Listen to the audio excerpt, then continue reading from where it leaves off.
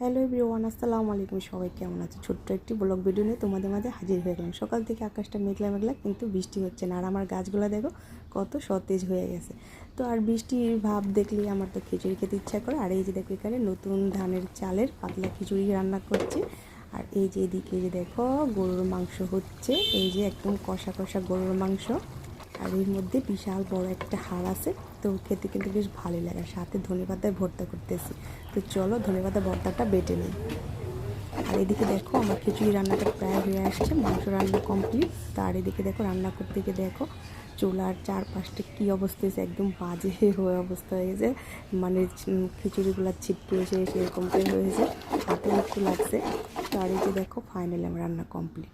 এই যে হচ্ছে পাতলা খিচুড়ি, গরুর মাংস, এই যে ভোনা, আর সাথে হচ্ছে এই যে ধনেপাতার ভর্তা।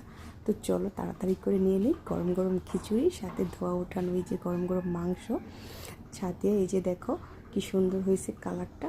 তো এই যে দেখো আমি কিন্তু অলরেডি খাওয়া শুরু, সাথে কিন্তু লেবু আর ভর্তা নিয়ে নিয়েছি। তো খেতে কিন্তু বেশ মজা হয়েছে, দারুণ ইয়াম্মি।